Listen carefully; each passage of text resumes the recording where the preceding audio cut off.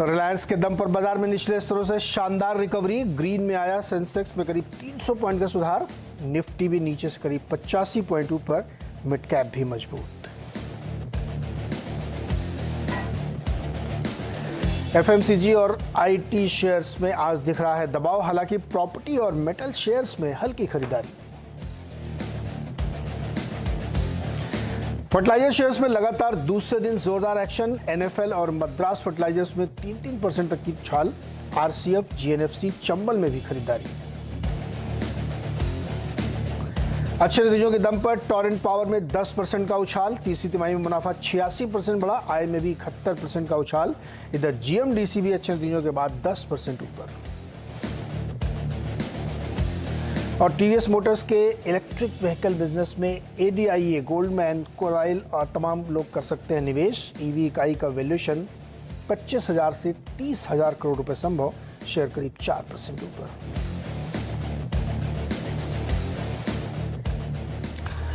Quickly एक नज़र पहले बाजार पर डालते हैं कि क्या स्थिति है इस समय। तो बिल्कुल फ्लैट कारोबार कर रहा है। मिड कैप में आज हरियाली है, थोड़ा सा ही है लेकिन कम से कम ग्रीन में ट्रेड कर रहा है। और ब्रॉडर मार्केट में खरीदारी वाले शेयर्स की संख्या ज़्यादा है। यहाँ पे जैसा रिजल्ट वैसा रिएक्शन देखने को मिल रहा है। और टोरेंट पावर, जैसा कि हम लोग चर्चा कर रहे थे, 10% ऊपर है। पीआई इंडस्ट्रीज़ के अच्छे नतीजे थे, 3.5% ऊपर है। टीवीएस मोटर, एबी फैशन, अपोलो हॉस्पिटल, ये सब 2-3% आयशर मोटर्स भी 3% मजबूत कर रहा है। लेकिन भारत फोर्ज में 6.5% की वीकनेस। ग्लेनमार्क फार्मा में 2.5% की कमजोरी। और मेट्रोपोलिस भी 1-1.5% के आसपास नीचे। यहाँ पे बायोकॉन नतीजे ठीक थे लेकिन फिर भी स्टॉक 1.25% कमजोरी के साथ ट्रेड कर रहा है इस वक्त। आज के मेहमान हैं गौरव बिस्सा, इनक्रेड इक्विटीज के वाइस प्रेसिडेंट हैं। गौरव, बहुत बहुत स्वागत है आपका सीएनबीसी आवाज पर। और क्या निफ्टी में आप कोई ट्रेड लेंगे इस वक्त? Good morning Neeraj ji. देखिए, निफ्टी में तो फिलहाल नहीं रहेगा क्योंकि 18,000 रुपये अगर आप देखेंगे स्पॉट पे एक अच्छा हर्डल है। लेकिन बैंक निफ्टी में अगर किसी को चाहिए तो एक बार ट्रेड किया जा सकता है। बैंक निफ्टी अगर आप अगर मैं एकदम शॉर्ट टर्म ट्रेड भी कहूँ, 15 मिनट से 30 मिनट्स के चार्ट अगर देखूँ तो एक ओके टाइप्स का ट्रायंगल पैटर्न का ब्रेकआउट जो है वो हुआ है और सस्टेन कर रहे हैं। तो मुझे लगता है यहाँ पे एक बार बाय किया सकता है।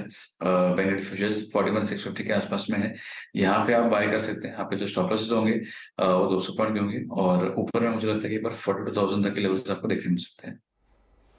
ओके, तो निफ्टी पे ये रहा। गौरव, कोई स्टॉक आपके रडार पे हो जो इस वक्त ट्रेड ले सकता है कोई? पूना वाला फिनकॉर्प अच्छा लग रहा है नीरज जी। यहाँ पे अगर आप देखिए तो एक अच्छा कंसोलिडेशन हमको देखने मिला। कल उन्होंने इसमें ब्रेकआउट दिखा अच्छे वॉल्यूम से। आज फॉलो अप बाइंग नजर आ रही है। सो फार वाली चार्ट्स भी अगर देखे जाए तो एक अच्छे दर्शा रहे हैं अपसाइड के लिए। तो यहाँ पे बाय कर सकते हैं 330 के लक्ष्य के लिए। 307-8 का आपने स्टॉप लॉस रख सकते हैं। ओके, तो पूना वाला फिनकॉर्प में आप बाइंग करके यहाँ पे चल सकते हैं। चलिए अब दर्शकों की तरफ चलते हैं। हमारे साथ संदीप जी जुड़ गए हैं कपूरथला से। एक मिनट, रोहित जुड़े हुए पहले, रोहित अग्रवाल। रोहित जी नमस्कार, बताइए क्या सवाल है आपका? सर मैंने पारस डिफेंस लिया है at the rate of 726.45 125 share.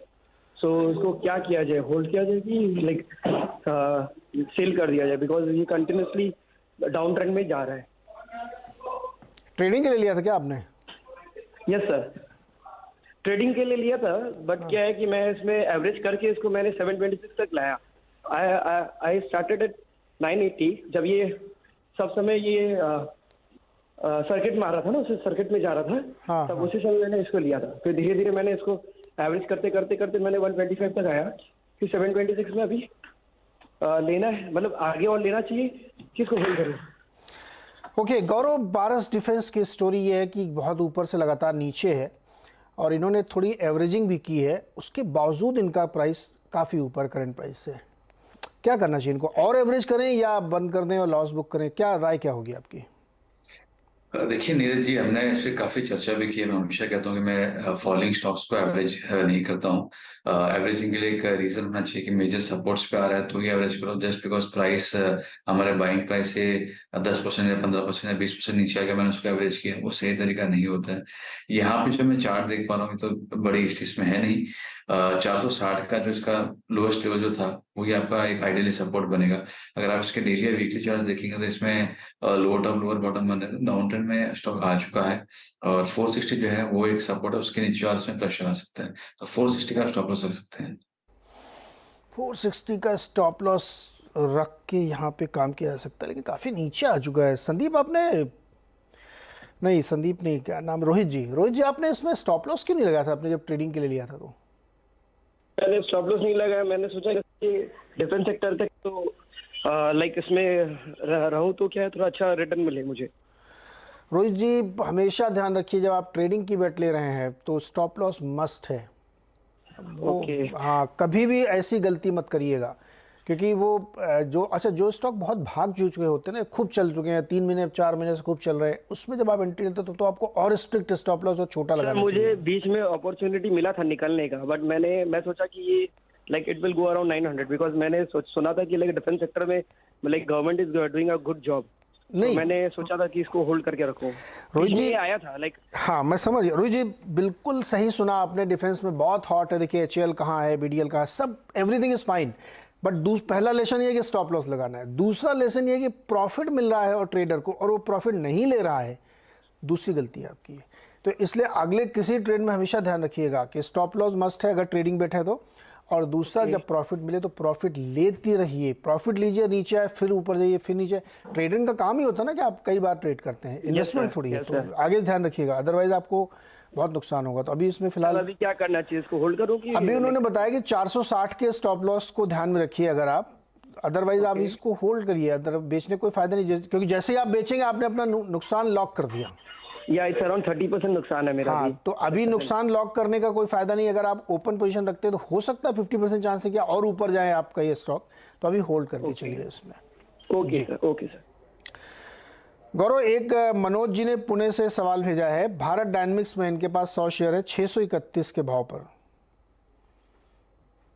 दिखाइए भारत यहाँ डायनेमिक्स। पे एक बार आप बने रह सकते हैं। यहाँ पे अगर मैं इसकी वीकली चार्ट देखूं तो यहाँ पे नेगेटिव डाइवर्जेंस RSI में नजदीक दिखने मिल रहा है, तो यहाँ पे एक बार फिलहाल बने रह सकते हैं कि अभी भी सपोर्ट्स के ये फिलहाल ऊपर ही चल रहा है। यहाँ पे जो मैं इनको ट्रेलिंग स्टॉप लॉस का सुझाऊंगा वो होगा 745 750, उसके नीचे अगर आता है तो आप एग्जिट कीजिए, वहां पे एक अच्छा सपोर्ट है। ओके, तो ये रहा है भारत डायनेमिक्स में। एक सवाल लेते हैं, प्रभात गोगोई हमारे साथ जुड़ रहे हैं। प्रभात जी नमस्कार, बताइए क्या सवाल है?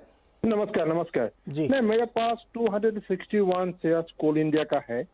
मैंने खरीदा था 249 रुपीज में। अच्छा, मुझे अभी ये है कि वेदर आई शुड एग्जिट और होल्ड और बाय मोर। एक्यूमुलेट। गौरव जी बताइए, ये भी नीचे है, क्या करना चाहिए? कोल इंडिया देखिए स्टॉक अच्छे अप ट्रेंड में है और अपने वीकली चार्ट से मेजर मूविंग एवरेज चाहे 50 100 200 सभी के ऊपर ये कंफर्टेबली ट्रेड कर रहा है। मुझे लगता है यहाँ पे बने रहना चाहिए। आपने ऊपरी लेवल्स पे काफी ऊपरी लेवल्स पे लिया है, लेकिन यहाँ पे बने रह सकते हैं। टाइम करेक्शंस में होगा, प्राइस करेक्शन यहाँ से बहुत ज्यादा मुझे नजर नहीं आ रहा है, मैं एंटिसिपेट नहीं कर रहा हूँ। तो यहाँ पे आप एक बार बने रह सकते हैं। अगर आपको चाहिए आप एक बार 190 के स्टॉप लॉस को होल्ड कीजिए। ओके, स्टॉप लॉस ध्यान रखिएगा इसमें प्रभात जी, क्योंकि इंटरनेशनल मार्केट में कोल के प्राइसेस बहुत तेज़ी से नीचे आए हैं, तो इसलिए कोल इंडिया में जो एक बायंसी चली थी ना, 100% ऊपर चले गए कोल की कीमतें, अब वो एकदम नीचे आ गई, 46% नीचे है। तो इसलिए ये ध्यान रखिएगा, स्टॉप लॉस जो बताएगा उसको स्ट्रिक्टली फॉलो करिएगा। क्विकली एक सवाल और लेते हैं, सुरेश कुमार गोयल हमारे साथ हैं सिलीगुड़ी से। सुरेश जी नमस्कार, क्या सवाल है आपका? हाँ नीरज जी नमस्कार जी। वैसे स्टेट बैंक लिया है, 15 दिन पहले लिया था, 550 रुपए का बाइंग है, तो इसमें मेरा लॉन्ग टर्म व्यू है। क्या लगता है आपको? गौरव, लॉन्ग टर्म के लिए SBI ठीक है क्या? 550 पे लिया है तो? जी बिल्कुल, इसको होल्ड कर सकते हैं। अप ट्रेंड में है स्टॉक, ब्रेकआउट्स काफी मल्टी ईयर ब्रेकआउट्स थे, उसको रिटेस्ट करके ऊपर जा रहा है। यहाँ पे एक बार आप इसको होल्ड कर सकते हैं। थोड़ा प्राइस करेक्शन इसमें थोड़ा सा और आ सकता है, लेकिन ओवरऑल मुझे लग रहा है कि अगर आपका नजरिया लॉन्ग टर्म का तो इसमें बिल्कुल बने रह सकते हैं। ओके, एक सवाल है ट्विटर से लेते हैं, गौरव जोशी। GHCL 3 महीने के व्यू से बताइए क्या करना चाहिए? देखिए इसमें काफी एक अच्छा करेक्शन आया था और मेरे रडार पे आया भी था। इसमें आप 3 महीने के लिए अगर प्ले करें तो मैं नहीं समझता हूँ इसमें आपको ज्यादा देखना चाहिए, क्योंकि थोड़े डाइवर्जेंस थे, लेकिन अभी बाउंस बैक ऑलरेडी आ चुका है। 550 काफी बड़ा हर्डल है, उसके पहले अगर हर्डल देखें तो 530 पे काफी अच्छा हर्डल है। तो मल्टीपल हर्डल्स के ये नीचे है, तो अगर शॉर्ट टर्म का नजरिया है तो मेरे हिसाब से उसको अवॉइड करना चाहिए और यहाँ पे एग्जिट करना चाहिए। अगर आपका नजरिया लॉन्ग टर्म का है तो यहाँ बिल्कुल बदल जाएंगी, क्योंकि फिर मैं इसका अगर मंथली चार्ट अगर देखता हूँ तो 2005 से जो एक राइजिंग ट्रेंड थी, 2020-21 में उसके ब्रेकआउट देखने मिले थे। 15-16 साल का ब्रेकआउट में हुआ है, ब्रेकआउट के लेवल्स पे आया है।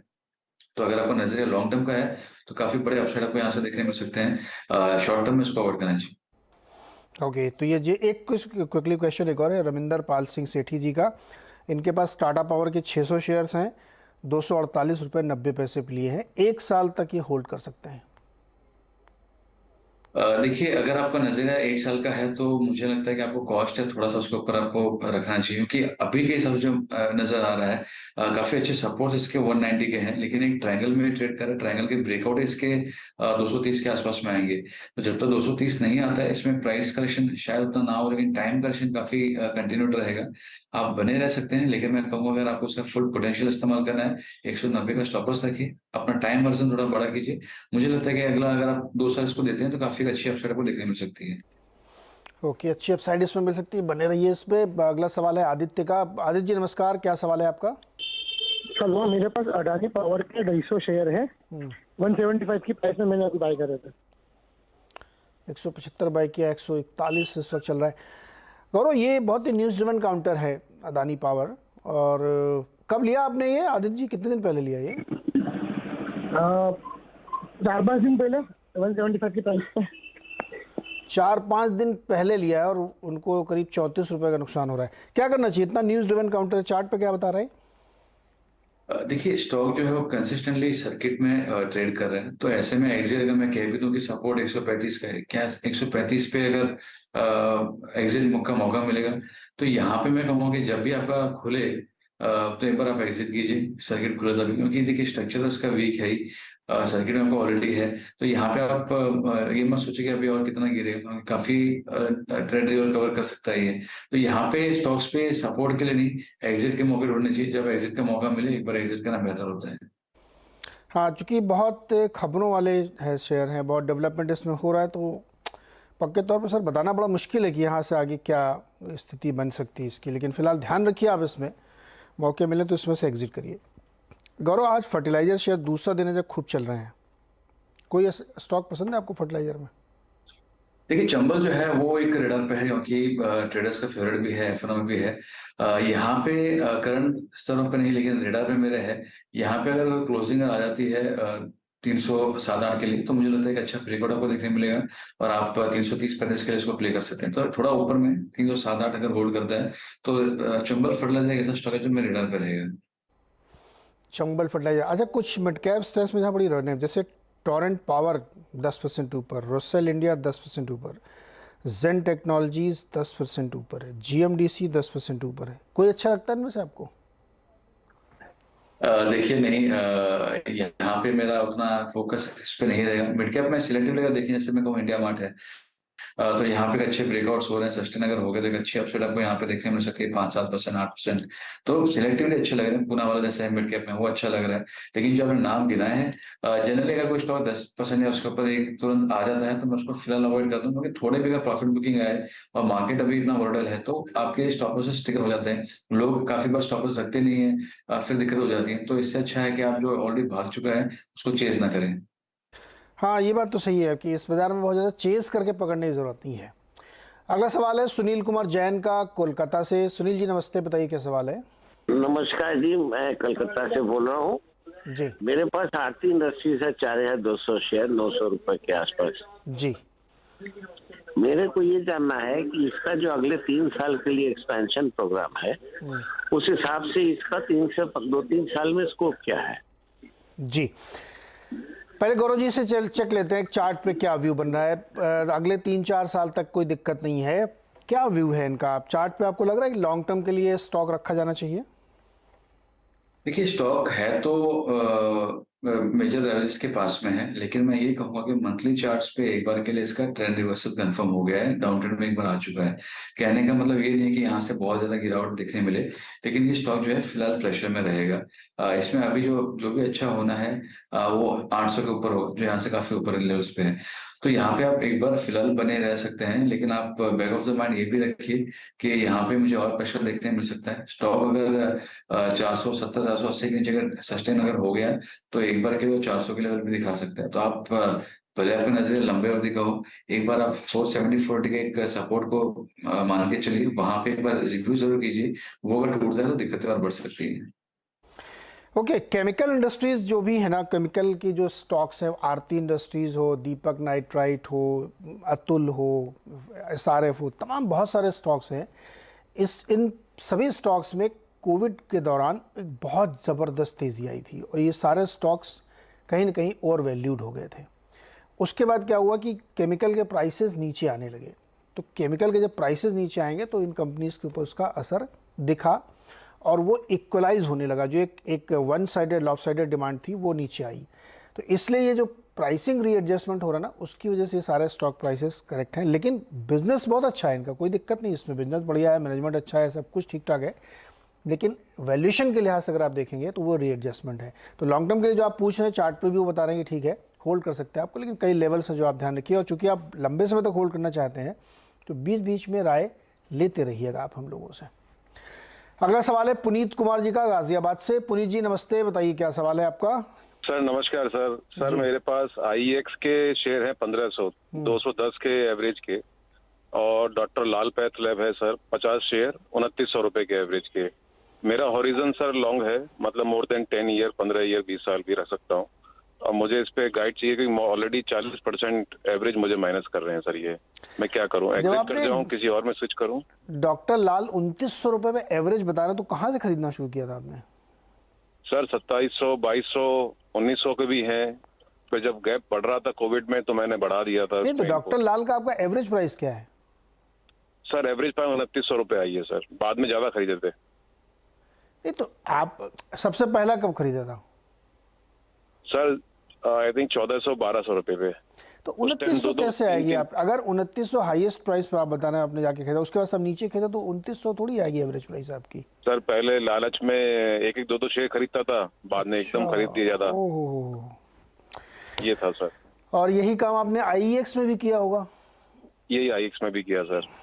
गौरव जी बताइए, इनकी मदद किए जाए। ये इन्होंने एवरेज कर करके भी इतने ऊपर के प्राइस रखे हैं कि 30-40% नीचे हैं एवरेज प्राइस से। क्या किया जाए इनको, IEX और डॉक्टर लाल? देखिए, इनका नजरिया काफी ज्यादा लंबा है, तो उतना मैं व्यू नहीं दे पाऊंगा, क्योंकि चार्ट्स अगर आप देखिए 6 या 7 साल के चार्ट्स हैं, तो मैं 6 साल की हिस्ट्री देख के मैं अगले 10 साल का प्रोजेक्शन करना सही नहीं रहेगा। लेकिन मैं ये जरूर कह सकता हूँ कि अगर आप लालपत में है तो 1800 का काफी की सपोर्ट एरिया है। इसके नीचे अगर क्लोजिंग आती है तो एक बार दिक्कत हो सकती है। स्ट्रक्चर अभी भी खराब है, वीक ही है, फिलहाल चल रहा है, बट एक अच्छे सपोर्ट से, मल्टी ईयर सपोर्ट जो है वो उसका 1790 1800 के आ रहे हैं। उसको आप एक बार स्टॉप लॉस के जरिए इसको प्ले कर सकते हैं। और रही बात IEX की, तो इसमें अगर आप देखें, इसकी भी हिस्ट्री 4-5 साल की ही है, तो मोमेंटम इसमें मेरा फिलहाल नजर नहीं आ रहा। अगर आप 2021 के बाद जो स्टॉप बनाया, मेजरली सारे मंथली कैंडल्स के नीचे नीचे नीचे नीचे ही बन रहे हैं। तो यहाँ पे अगेन बोलना कि कहाँ पे एग्जैक्टली जाकर रुकेगा, एनीबॉडीज गेस, ये वैसा हो जाएगा। तो यहाँ पे मैं कहूँगा आप फिलहाल बने रहिए। स्टॉप लॉस आपको मैं जो यहाँ पे सुझाऊंगा वो तकरीबन होंगे आपके, जो मैंने पहले दिया था 140 के थे, उसके नीचे ट्रेड करा था। अब यहाँ पे जो मैं सपोर्ट्स नजर आ रहे हो मेरे 120 125 के हैं, तो उसके नीचे अगर जा रहा है तो एक बार आप रिव्यू कर लीजिए।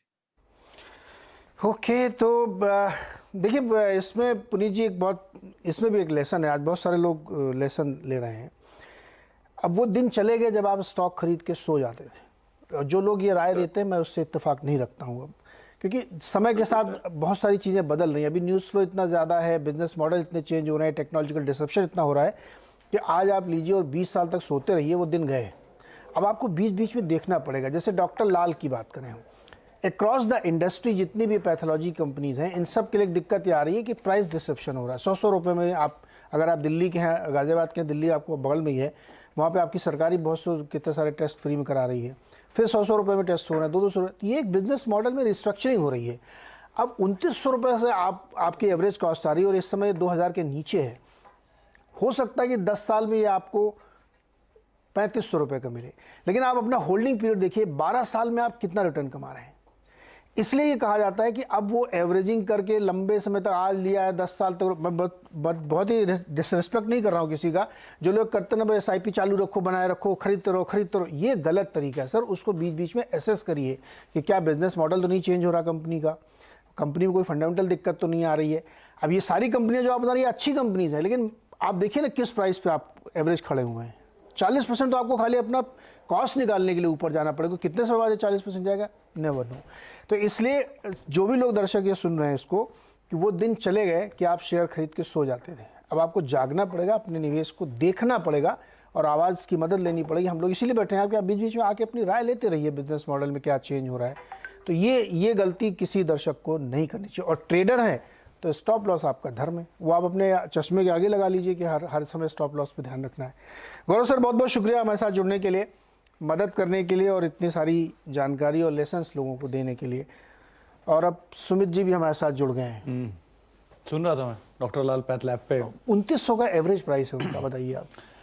लेकिन नीरज जी, जो मतलब मार्केट में हर चीज़ हर समय बदल रही है। एक्चुअली हर चीज़ ही बदल रही है, हर चीज़ बदल रही है। मतलब खाली यही नहीं कि आपको स्टॉप लॉस रखना है या ये कंपनी अच्छी है नहीं लेना है। तो कभी कभी कुछ कंपनियों में बने रहना अच्छा है, कभी कभी कुछ कंपनियों में नहीं बने रहना अच्छा है। आप जिसमें भी बने ना उसको देखते रहिए। हाँ, हर साल रिव्यू की बहुत जरूरत होता है ना। करिए आपने प्लॉट भी खरीदा, हाँ। तो आप हर 6 महीने में जाके चक्कर मार आते हैं, कहाँ पहुंचा काम, गेट लगा नहीं लगा, दीवार खींची नहीं खींची, पाइप आया कि नहीं आया। नहीं, आप बेमतलब की बात आपने छेड़ दी। रियल एस्टेट में आपने एक प्लॉट लिया और आपको सब्ज बाग दिखाया गया कि इसके बगल में मॉल बनेगा और ये बनेगा वो बनेगा, बाद में पता लगा उसके बगल में जंकयार्ड खुल गया है। हाँ, तो उसकी वैल्यू आधी रह जाएगी आपके तो बगल में। इसीलिए तो देखते रहो भाई, देखना जरूरी है कि कहाँ जा रही है सिचुएशन आपके। एटलीस्ट रिव्यू, पीरियोडिक रिव्यू जो है वो बहुत जरूरी है। आप सही या गलत, वो जो भी होगा वो फैसला सबका गलत हो सकता है। बाजार में हर आदमी गलत हो सकता है, ऐसा कुछ भी नहीं है कि कोई गलत नहीं होगा।